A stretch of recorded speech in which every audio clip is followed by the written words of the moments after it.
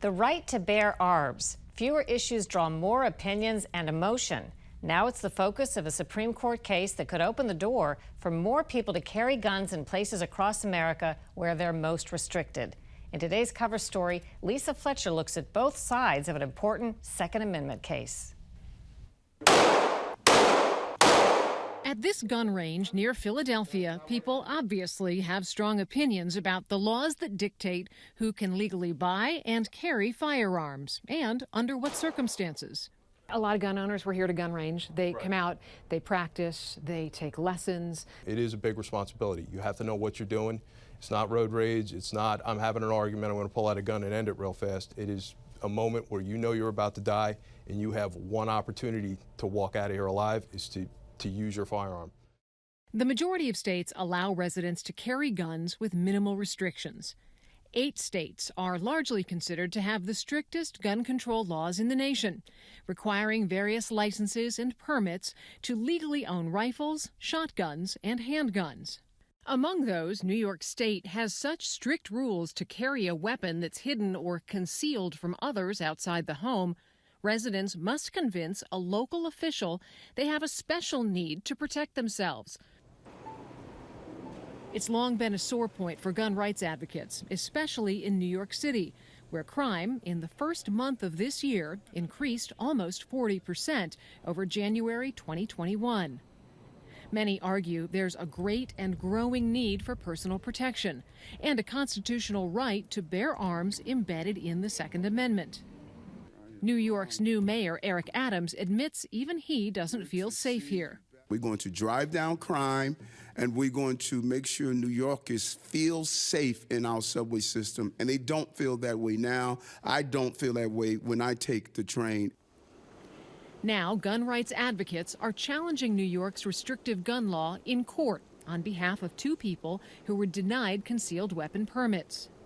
At issue, the constitutionality of the system used by the state of New York to grant those permits. At the Supreme Court in November, attorney Paul Clement represented the 2 denied permit holders. That is not how constitutional rights work. Carrying a firearm outside the home is a fundamental constitutional right. It is not some extraordinary action that requires an extraordinary demonstration of need. And they seem to have a sympathetic ear among many, including conservative Supreme Court Justice Sam Alito, who alluded to crime and the right to self-defense. All these people with illegal guns, they're on the subway, they're walking around the streets, but the ordinary, hardworking, law-abiding people I mentioned, no, they can't be armed. Retired New York City police detective Michael Alcazar echoed the sentiment when we recently spoke with him in Pennsylvania. I see it as a New Yorker, and I see it as a police officer. I want it to work. I do believe people have the right to carry because it's dangerous out there, you know.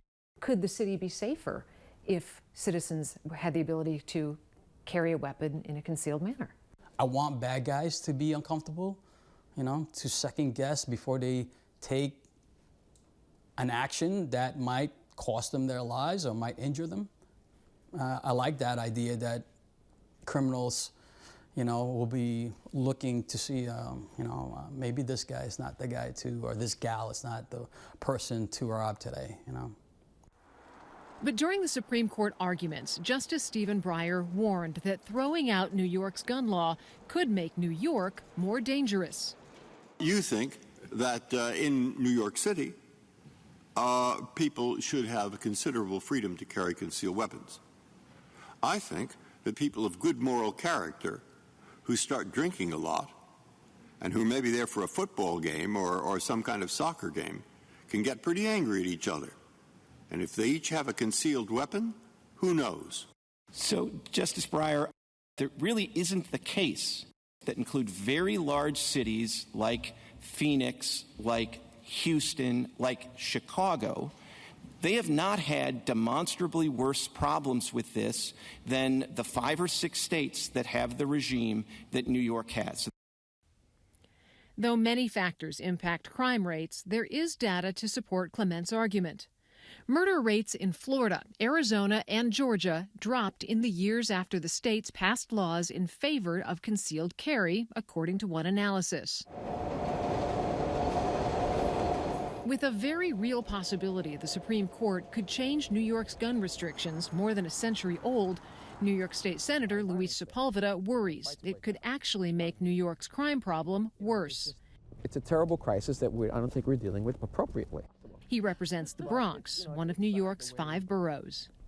And I know that if you're going to get more guns into this community, it's going to create more problems for law enforcement and for safety for our community.